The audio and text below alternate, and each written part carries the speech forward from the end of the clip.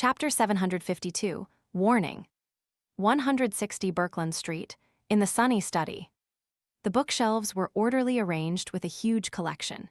At a glance, one appeared as though they had stepped into a private library.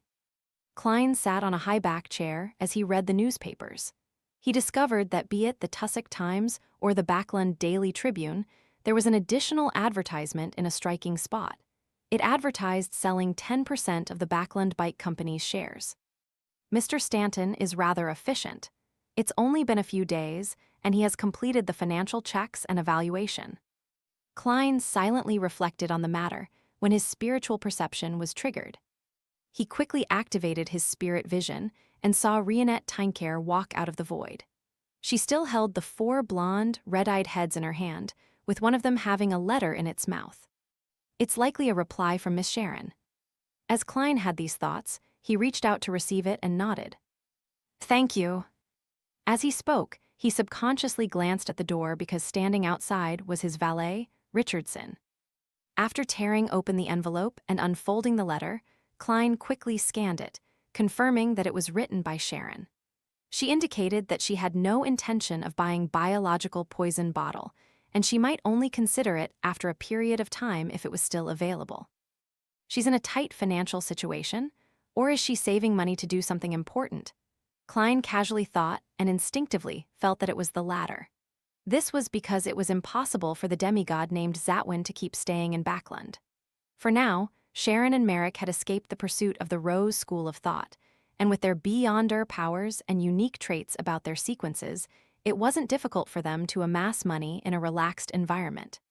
Furthermore, they seemed to be in charge of the illegal arms dealing in the Bravehearts bar, and they were the backers behind Ian.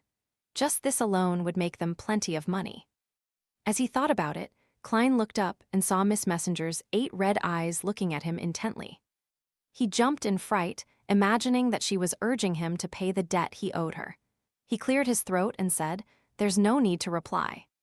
I'll be paying the first installment within the week." Rionette Tynecare's 4 heads spoke one after another. "There's no rush, there's no interest. Miss Messenger is quite nice after all." As Klein sighed, Rionette Tynecare vanished from her spot, returning back into the depths of the spirit world.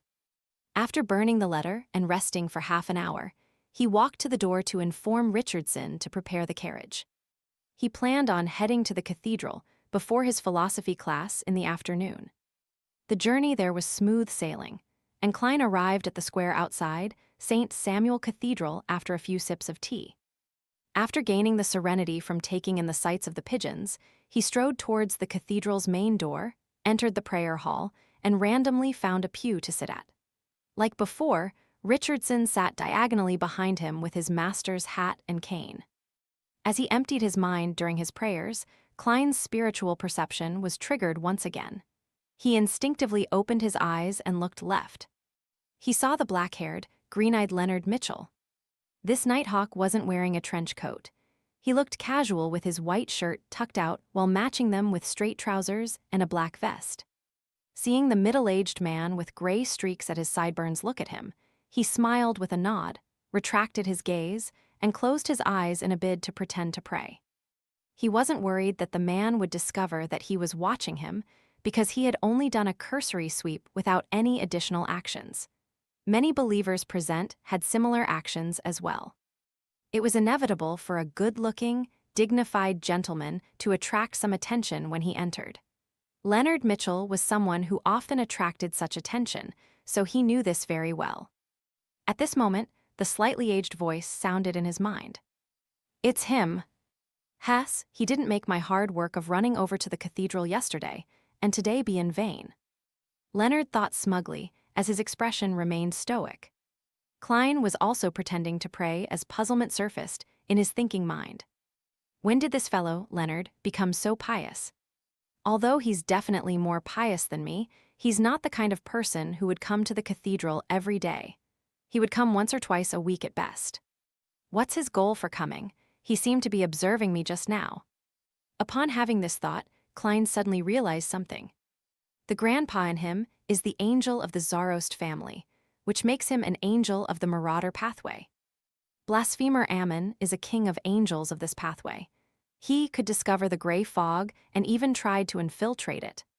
So, it's very possible that the grandpa and Leonard can also sense the gray fog or the traces of its powers on me. Upon making this judgment, Klein immediately felt his heart in his throat. He felt like dangerous traps were surrounding him. He maintained his praying posture, and the eyes under his eyelids remained motionless. His entire person was calm and reserved, completely identical to the cathedral's atmosphere. After an unknown period of time, he slowly got up and walked to the altar. He came before the donation box and threw in a total of £50 in cash. Following that, he did the same as before, smiling at the bishop and priest on duty while nodding. He received a rather friendly response. The moment he walked out of St. Samuel Cathedral, Klein received his hat from Richardson, and he fed the pigeons on the square for about 10 minutes. And behind him, the believers who had finished their prayers walked out, including Leonard Mitchell. Without looking at the entrance, Klein leisurely clapped his hands, took his gold-inlaid cane, and walked to the nearby four-wheeled carriage. Leonard was similarly feeding the pigeons on the square, but he didn't have any intention of following when he saw his target leave on the carriage. Since the person had an ancient aura and that the parasite in him placed such importance on him, he obviously didn't dare to be careless. He didn't act directly, as it was extremely dangerous. He planned on making superficial investigations to gather the required intelligence. I'll see what old man has to say when the time comes. Besides, it's not like there's no direction for investigation at the moment. There can't be that many of that particular type of high-end carriage in Backland. No matter if it's his or if it's rented, it's easy to determine the source. Then, I'll know the identity and background of that gentleman. Leonard glanced at the pigeons as he thought leisurely. He was an experienced nighthawk, and he was even an elite red glove among the nighthawks. At this moment, a pigeon spread its wings and flew over. In its beak, there appeared to be a paper slip. Leonard frowned as he reached out his left palm and saw the pigeon fly down before dropping the slip. Then, it flapped its wings and flew off. Raising the paper slip, Leonard warily unfolded it while feeling puzzled. He saw 2 lines of text on it. Zarost. Parasite. This. Leonard's pupils suddenly constricted as he felt all his hair stand up. His emotions nearly exploded at that very instant. That gentleman has seen through my secret. As expected of someone with an ancient aura. He might be one of the undying monsters that remained from the 4th epoch. He's warning me that I shouldn't involve myself in his matters or even come close to him. At that moment, Leonard felt that every action the middle-aged man with white sideburns and blue eyes had done had left him shocked when he recalled them.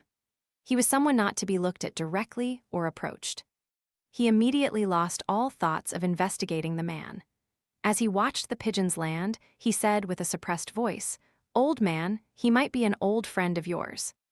If you wish to investigate, then it's best that you wait till your strength recovers." Old friend? The slightly aged voice repeated the 2 words as though he found it suspect but couldn't be certain. Leonard quickly converged his emotions and chuckled. "So you're someone from the Zarost family." At this moment, about 100 meters away, at the intersection of Phelps Street and the other streets, the black-haired Dwayne Dance, who had streaks of gray hair, leaned onto the wall as he slowly closed his eyes, hiding his wrinkled facial features in the shadows of the carriage. To the side of his valet, Richardson, a middle-aged man wearing a dark red coat and old triangular hat appeared, bowing to his master before disappearing. No one saw this illusory figure. The carriage slowly turned as a flock of pigeons flew up from the square. After returning home and entering the room with the huge balcony, the silent Klein finally heaved a silent sigh of relief. If Leonard didn't accept the warning because of the grandpa's bewitchment, he planned on writing another slip with the contents. "I know where Blasphemer Ammon is." In between the lines, it means I'll tell Blasphemer Ammon that there's a Zarost family angel here if you foil my plans. This wouldn't make the grandpa believe that Dwayne Dance was so weak that he had to rely on others to fend him off. It was more of a friendly warning that wouldn't number beyond 3 times, a form of respect towards an angel. If 2 warnings weren't enough to rein him in, there was no other choice but to inform blasphemer Ammon. Yes, there's a very high chance that this would scare them. There must be other ploys or difficulties for this grandpa to choose to parasitize in such a shallow manner. He likely doesn't wish for me to flip the table. Heh heh, this matter is all thanks to Arrows. If he hadn't informed me ahead of time that Leonard has a marauder angel, I definitely wouldn't have noticed that I've been targeted, much less have the suitable excuse and method to warn them. Klein thought calmly and didn't show the anxiety or flustered state from before. As he relaxed, there was a knock on the door. His valet, Richardson, said, "Sir, the butler wishes to seek an audience with you." "Please invite him in." Klein left the balcony and returned to the half-open room. The white-gloved Walter entered and said, "Sir, your philosophy teacher, Mr. Hamid, is here." "Philosophy classes?" Klein rubbed his aching temples. He had previously heard from Walter that Mr. Hamid was a believer of the Lord of Storms. It was the same for the famous scholar, Lumi, as well. Many of the philosophers in the Lone Kingdom shared the same faith. This made him rather surprised because, to him, believers in the storm were irascible bros. From the looks of it, I have to change my stereotypes and subjective impressions. Heck, the prerequisite to being a philosopher is to not have a wife or not have a cordial relationship with their families. As Klein lampooned, he straightened his clothes and walked to the door. He said to butler Walter, "All right, I'll head over there now."